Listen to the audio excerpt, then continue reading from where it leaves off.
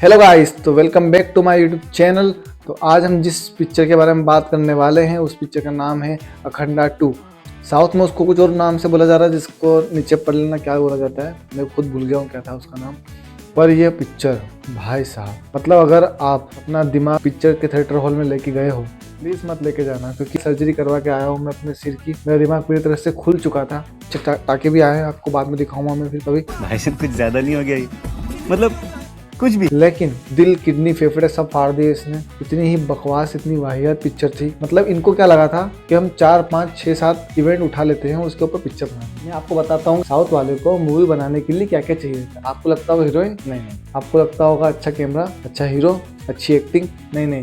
सबसे पहले चाहिए अपनों को हवा फेंकने के लिए सबसे बड़ा ब्लोअर, जिससे हीरो के बाल उड़े, जिससे धूल मिट्टी सब उड़े, जिससे ऐसा लगे कि हीरो एंट्री कर रहा हो तो भूकंप आ जाए। फिर दूसरे नंबर पे इनको चाहिए है हीरोइन। 50 साल के हैं तो हीरोइन 25 साल की होनी चाहिए, और वो 40 साल के तो हीरोइन 20 साल की होनी चाहिए। और उसके साथ डांस, वो तो करना ही है। डांस सीक्वेंस तो एक चाहिए अपने को। विलन जाए भाड़ में, विलन तो चूतिया दिखाना है इनको। इस पिक्चर में जो विलन है वो इतना चूतिया है, इतना क्या बोलो, वो लगता ही नहीं कि वो विलन है। चाइना की मिलिट्री हमेशा इंडियन के सोल्जर से बहुत बुरी तरीके से मार खाते हैं, तो उनको चाहिए कि ऐसा हथियार मिल जाए या फिर वो कुछ ऐसा कर पाए जिससे वो इंडिया को नुकसान पहुंचा सके। तो जो आर्मी का हेड है वो अपने मेजर के पास जाता है और उससे बोलता है कि मुझे इंडिया को नुकसान पहुंचाना है। तो मेजर साहब क्या कर रहे होते हैं वहाँ पर? वो वहाँ पर भगवत गीता पढ़ रहे होते हैं भाई साहब। और वो उठ के खड़ा होकर बोलता है अगर हमें इंडिया को हराना है तो हमें उनकी जो भगवान में श्रद्धा भक्ति है उनको कम करना होगा। और ये कम कैसे करते हैं भाई साहब? क्या वाहियात। मतलब इन्होंने लॉकडाउन में बैठ के सोचा होगा क्या करें। एक काम करते हैं, आगे 3 साल में प्रयागराज में बहुत बड़ा कुंभ होने वाला है, तो एक काम करते हैं अपना छोटा सा, इतना बड़ा, हाँ लिटरली इतना बड़ा, वो एक बम टाइप लेते हैं, वो लिक्विड जैसा, पानी के अंदर चलाते हैं और पानी के अंदर से वो जो कुंभ का मिला है उसके पानी में वायरस मिला देते हैं। वाह क्या दिमाग लगाया इन्होंने। इतने से वायरस से पूरा पानी खराब कर दिया और फिर बाद में अभी लोग मर रहे हैं वहाँ पर। और ये तो एक सीन है, ऐसे 10 से 12 सीन होंगे जो इतने बिना सर पैर की जो स्क्रिप्ट है ना, बस उनको कैसे भी चलाना है। अब साउथ में हीरो की एंट्री कैसे कराना है आपको पता है?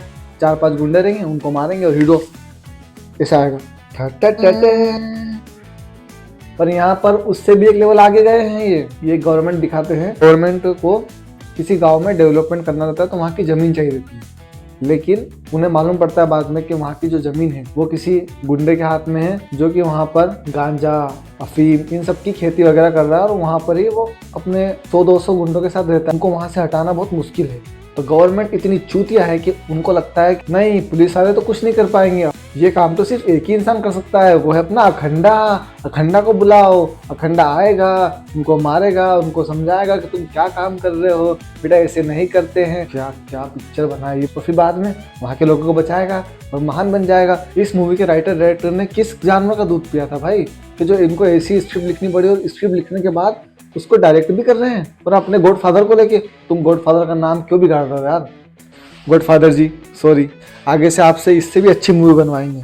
बस करो भाई, बस करो, अब नहीं देखना हमें। अब अगर मैं उस मूवी में दिमाग छोड़ूं, अच्छे से इस मूवी को समझूं, तो ये मूवी ऐसा लगता है कि 2 इंसान ने बनाई। एक इंसान तो वो जिसमें दिमाग, बिल, बुद्धि कुछ नहीं है, उसे बस फाइटिंग सीन दिखानी, इसको मारो, उसको लपेटो। और एक बंदा वो था जो भाई साहब भागवत गीता पढ़ के आया था। इन्होंने जो भी भागवत गीता या फिर अपने पुराण या फिर जो हिस्ट्री से अपनी चीज उठा के रखी है वो बिल्कुल उन्होंने सही रखी है। लेकिन बहुत जगह ऐसा लगता है कि ये है ना अपने सनातन धर्म को यूज कर रहे हैं ताकि लोग आए, इसकी उनकी मूवी देखिए और ये पैसे कमाए। अगर इनको इतना ही सनातन धर्म से प्रेम है, इतना ही अगर इनको अपनी हिस्ट्री से प्रेम है, तो वो पूरी मूवी उस पर बनाए ना। ये बीच बीच में दारू, गांजा, ये सब क्यों लेके आ रहे हैं? आपको बनाना है तो आप पूरी एक अच्छी मूवी बनाइए, वीएफएक्स डालिए। ओहो वीएफएक्स पे तो क्या बात करें, आबरा का डाबरा लेवल की वीएफएक्स है इसके। अब आपको मैं एक सीन बताता हूँ। अब अगर आपको विलन को सेटअप करना हो तो आप कैसे सेटअप करेंगे? कि उसकी क्रूरता दिखाएंगे, वो ऐसे करते हुए चीज दिखाएंगे उसको जिससे अपना गुस्सा है कि वो क्या कर रहा है, क्यों कर रहा है। लेकिन जिस पे वो अत्याचार कर रहा है उनसे तो कम से कम अपन इमोशनल अटैच हो पाए। लेकिन नहीं, स्टार्टिंग में जैसे ही विलन का सीन आता है वो सरेआम गाँव के लोगों को मारता है। और वो क्यों मार रहा है, क्या मार रहा है, कोई बता दिखाया नहीं गया है, बस वो आ रहा है, विलन मार रहा है और चला जा रहा है। कैसे कनेक्ट करेंगे हम उन इंसान से जो मर रहे हैं, कैसे कनेक्ट करेंगे हम विलन से जो उनको मार रहा है। मतलब पिक्चर के आधे घंटे मैं सोच रहा था कि मैं चलो इसमें लिखता हूँ कि मैं नोट बना लेता हूँ जिस पे मैं बात करूंगा रिव्यू पे। आधे घंटे बाद मैंने नोट्स बनाना ही छोड़, क्या नोट बनाओ इस पे यार। अब जैसे आपको मैं एग्जांपल देता हूँ, तो ऐसा होता है कि जो विलन है उसका बेटा मर जाता है, तो वो उसके पास जाता है और दूसरे मिलिट्री वालों से पूछता है कि मेरा बेटा 10 लोगों को मार के तो मरा होगा ना। लेकिन फिर दूसरा मिलिट्री वाला बोलता है एक मुक्का खाकर ही मर गए जनाब। मैं बोल रहा हूँ क्या सेटअप कर रहे हो यार तुम। और जब विलन अपने मेजर से जाके मिलता है तो मेजर इंडिया की तारीफ पे तारीफ किया जा रहा है कि इंडिया के लोग ऐसे हैं, इंडिया की सोल्जर इतनी अच्छी है, और इतने लोगों ने वहां पर आकर उनको बर्बाद करने की कोशिश करी, लेकिन वो आज तक नहीं हो पाया। क्यों? क्योंकि उनके पास भगवान, वो भगवान में आस्था रखते हैं। हाँ, बात सही है कि हम भगवान में आस्था रखते हैं, लेकिन वो विलन है, उससे हम ऐसा एक्सपेक्ट नहीं करेंगे कि वो इंडिया की तारीफ करें। उसके अंदर तो वो गुस्सा होना चाहिए, वो उसके ऐसे एक्शन दिखाने चाहिए जिससे अपने को उस पर गुस्सा है, लेकिन नहीं, ऐसा कुछ भी नहीं है मूवी में। विलन को तो बिल्कुल चूतिया ही बता रखा है इन्होंने। और मूवी की लेंथ 2 घंटे 40 मिनट की, जिसके अंदर 2 घंटे सिर्फ फाइटिंग ही फाइटिंग हो रही है, सिर्फ फाइटिंग।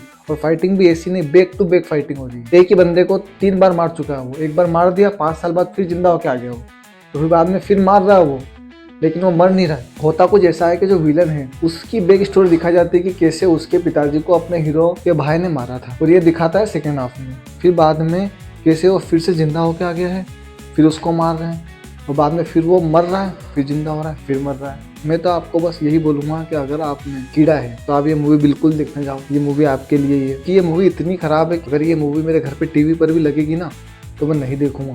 5 मिनट से ज़्यादा मैं इसे नहीं झेल सकता हूँ। आप अपने रिस्क पर इस मूवी को देखने जाना। बाकी ये मूवी इतनी ख़राब है, आदिपुरुष इसके सामने बहुत अच्छी मूवी है, बागी 4 तो क्या ही कहने। और इस मूवी की मुझे बस एक ही बात अच्छी लगी है कि मैं आपके सामने बैठकर अपना दिल हल्का करके बात बोल सकता हूँ। बाकी अगर आपको वीडियो अच्छी लगी हो तो आप इस वीडियो को लाइक करें, चैनल को सब्सक्राइब करें और अपना प्यारी हुई बना दें। बाय।